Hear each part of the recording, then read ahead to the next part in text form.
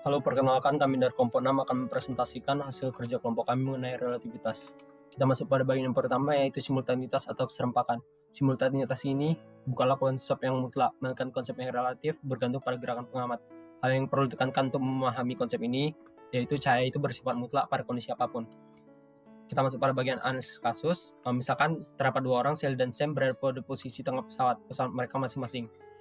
Menurut kita, Sam itu diam, dan menurut kita juga Sally itu bergerak kanan dengan kecepatan V. Di saat yang bersamaan, terdapat meteor yang meledak dan memancarkan cahaya biru dan cahaya merah. Apa yang dirasakan Sam dan Sally ini tentunya akan berbeda, karena sifat cahaya yang mutlak tadi itu. Nanti cahaya merah dan cahaya biru akan sampai kepada Sam dengan waktu yang bersamaan. Sedangkan menurut Sally, cahaya merah akan terlebih dahulu sampai karena Sally bergerak mendekati sumber cahaya merah tersebut. Kita masuk pada bagian relativitas waktu. Di sini analisis kasusnya, misalkan Sally menaiki sebuah kereta dengan membawa sumber cahaya laser, kemudian cermin dan jam. Di saat yang bersamaan, Sam memperhatikan apa yang dilakukan oleh Sally. Di sini menurut Sally, dia menembakkan cahaya ke arah cermin, kemudian cermin memantulkannya kembali kepada sumber cahaya. Bisa disimpulkan waktu yang diperlukan sinar laser untuk kembali kepada sumbernya ialah 2D per C. Kemudian apa yang dirasakan oleh Sam? Karena percobaan tersebut bergerak relatif terhadap Sam karena bergerak pada kereta, maka lintasan yang diperhatikan adalah sebagai berikut. Karena lintasan yang diperhatikan berbeda, sedangkan kecepatan cahayanya itu sama, maka waktu yang diperlukan akan berbeda pula, di mana lintasan sebagai berikut, kemudian D ini sebagai berikut. Dengan melakukan substitusi akan didapatkan formula sebagai berikut. Peristiwa tersebut biasa disebut dengan dilatasi waktu.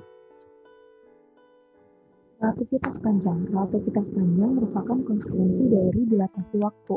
Misalkan L0 adalah panjang batang ketika diam, yaitu ketika berada dalam kerangka acuan yang sama dengan pengamat. Jika batang tersebut bergerak sehingga ada kecepatan relatif dengan besar V antara benda di sekeliling benda dengan pengamat, kita dapat menghitung L, yaitu panjang benda menurut pengamat yang bergerak terhadap objek sebagai L0 per gamma. Karena faktor Lorentz gamma ini selalu lebih besar dari 1 ketika ada gerak relatif, L akan selalu lebih kecil dari L0.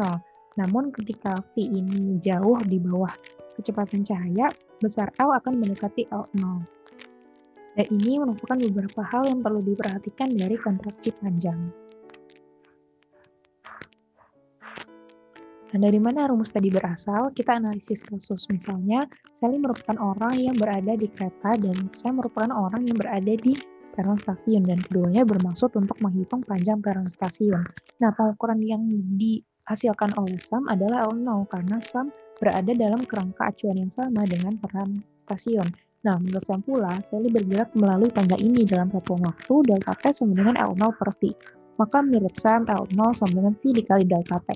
Nah, namun delta T ini bukanlah interval waktu yang tepat, karena dua kejadian yang mendefinisikan ini, yaitu saat Sally melewati bagian depan peron dan saat Sally melewati belakang peron, terjadi pada tempat yang berbeda menurut Sam. Nah, namun bagi Sally, kedua kejadian tersebut berlangsung pada tempat yang sama menurut kerangka acuan Sally.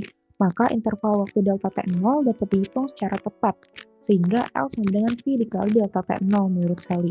Bila dilakukan pembagian antara L dan L0, kita dapatkan rumusan sebagai berikut. Dan karena menurut dilatasi waktu, delta T sama dengan gamma dikali delta T0, kita dapat simpulkan L sama dengan L0 per gamma. Selanjutnya akan dibahas tentang transformasi Lorentz. Pada gambar di samping diberikan dua buah kerangka, yaitu kerangka S dan X aksen. Kerangka S aksen ini sedang bergerak dengan kecepatan V relatif dengan kerangka S, dan kerangka S ini menjadi kerangka acuan atau kerangka yang diam. Kerangka S aksen ini merupakan kerangka inersia. Persamaan transformasi Galileo. Persamaan transformasi Galileo ditampilkan sebagai berikut. Persamaan di atas ditulis dengan asumsi bahwa T sama dengan T aksen sama dengan 0 jika asal-usul S dan S aksen bertepatan. Persamaan transformasi Galileo berlaku saat kecepatan V lebih kecil dari kecepatan cahaya C. Persamaan transformasi Lorentz. Ketika kecepatan V pada kerangka S aksen sangat tinggi, maka persamaan transformasi Galileo pada slide sebelumnya tidak bisa digunakan lagi. Maka persamaannya akan diperluas sebagai berikut. Persamaan di atas berlaku secara umum. Pada persamaan transformasi Lorentz, waktu pada kerangka S dan S aksen tidak lagi sama. Karena ruang X dan waktu saling berkaitan, maka kita juga dapat persamaan sebagai berikut. Jika terdapat dua peristiwa yang sedang diamati dari dua kerangka S dan S aksen, yaitu persamaan pertama mewakili waktu dan jarak yang diukur oleh pengamat yang berada di kerangka S, dan persamaan kedua mewakili jarak dan waktu yang diukur oleh pengamat yang ikut bergerak pada kerangka S aksen, persamaan transformasi Lorentz akan ditulis kembali menjadi seperti nomor 1, nomor 2, nomor 1 aksen, dan nomor 2 aksen. Dengan nilai gamanya adalah 1 dibagi akar 1 dikurang V per C kuadrat, atau sama dengan 1 dibagi akar 1 dikurang beta kuadrat. Kerangka S aksen bergerak dengan kecepatan V relatif terhadap kerangka S. Berikutnya adalah bagian relativitas kecepatan. Pada bagian ini akan dibandingkan kecepatan yang diukur dua pengamat dalam kerangka referensi yang berbeda, yaitu S dan S aksen untuk partikel yang bergerak sama. Nah, pada gambar dapat dilihat terdapat kerangka acuan S aksen yang bergerak dengan kecepatan V yang relatif terhadap kerangka acuan S. Dan terdapat sebuah partikel dengan kecepatan U aksen yang relatif terhadap kerangka acuan S aksen, dan dengan kecepatan U yang relatif terhadap kerangka acuan S. Nah, partikel yang bergerak ini akan mengirimkan dua sinyal. Lalu, setiap pengamat akan mengukur interval ruang dan interval waktu antara dua peristiwa ini, dan didapatkan dua persamaan, yaitu persamaan delta X sebagai berikut dan delta T ini.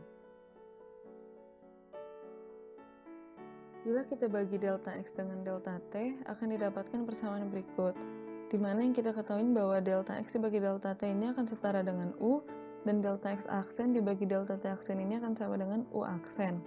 Sehingga akan kita dapatkan persamaan akhir, yaitu U sama dengan U aksen ditambah V dibagi 1 tambah U aksen dikali V dibagi C kuadrat. Nah, persamaan 3 ini akan kita sebut transformasi kecepatan relativistik. Bila persamaan 3 ini kita reduksi, akan didapatkan persamaan transformasi kecepatan klasik atau Galilea, yaitu U sama dengan U aksen tambah V. Nah, persamaan 3 ini tuh benar untuk semua kecepatan yang mungkin secara fisik. Tetapi, persamaan 4 ini kira-kira benar untuk kecepatan yang jauh lebih kecil dari besarnya C. Selanjutnya kita akan membahas momentum. Pada fisika klasik, momentum biasa dirumuskan dengan P sama dengan M dikalikan dengan V. Namun, perumusan ini tidak dapat berlaku untuk benda-benda yang bergerak dengan kecepatan sangat tinggi atau mendekati kecepatan cahaya. Sehingga kita perlu membuat suatu perumusan yang baru dengan cara P sama dengan M dikalikan delta X per delta T0. Dengan menggunakan rumus dilasi waktu, kita dapatkan M sama dengan delta X per delta T dikalikan delta T per delta T0. Delta X per delta T sendiri adalah V atau kecepatan, sedangkan delta T per delta T0 sendiri adalah gamma atau faktor Lorentz. Jadi, perumusan momentum pada fisika modern adalah P sama dengan gamma dikalikan dengan M dikali V. Perumusan ini berlaku untuk semua nilai kecepatan. Kemudian kita akan membahas energi.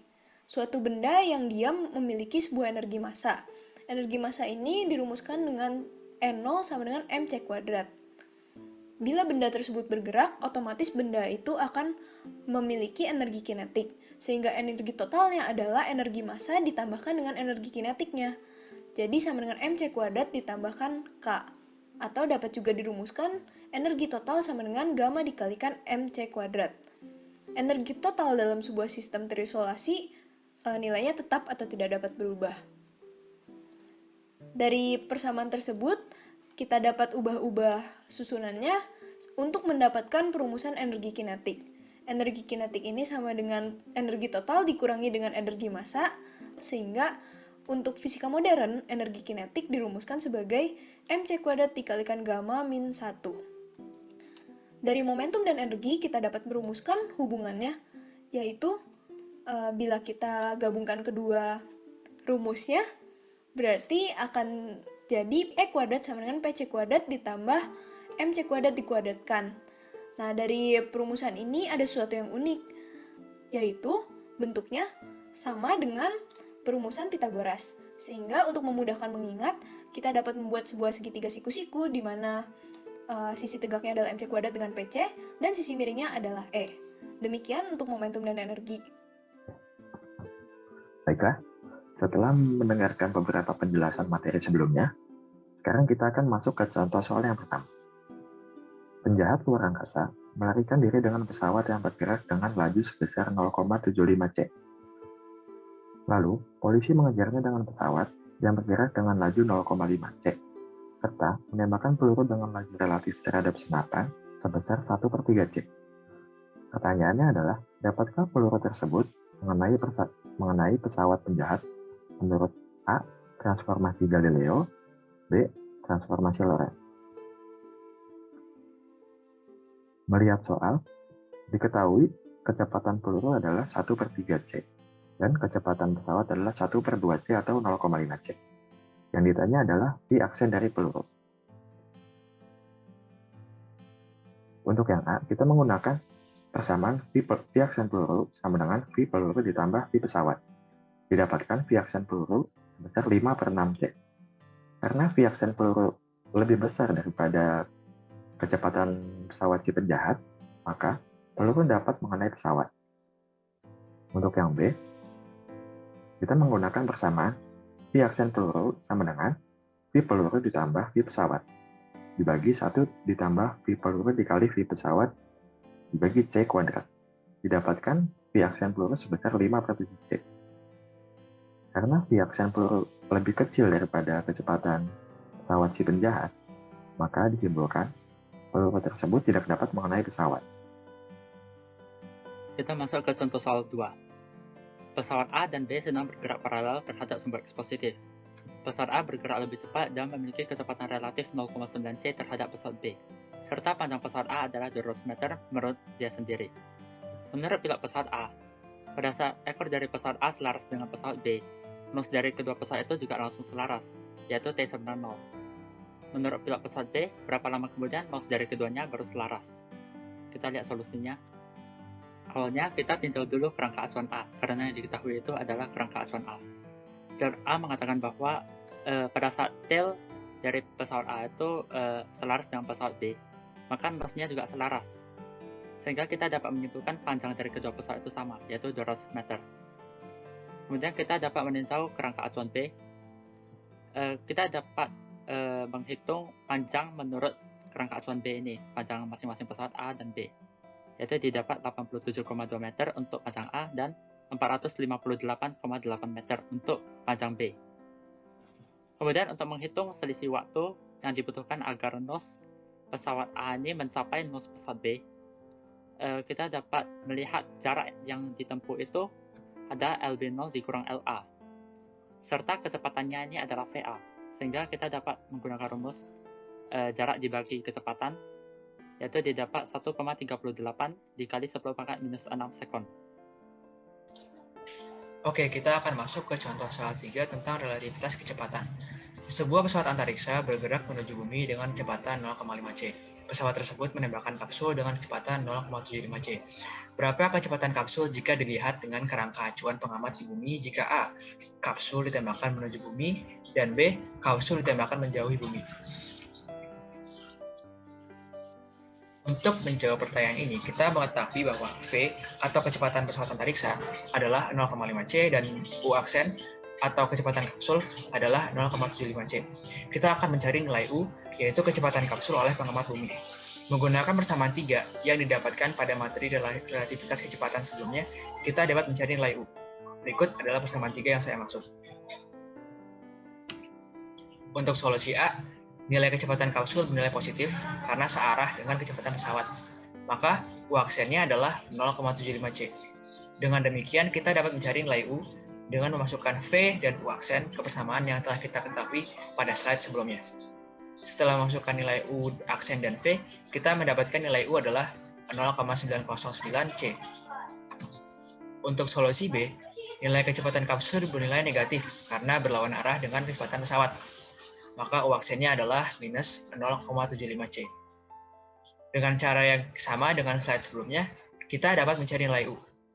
Setelah masukkan U aksen dan V, kita mendapatkan nilai U adalah negatif 0,4 c. Di sini tanda negatif hanya menandakan arah bahwa kapsul bergerak menjauhi bumi.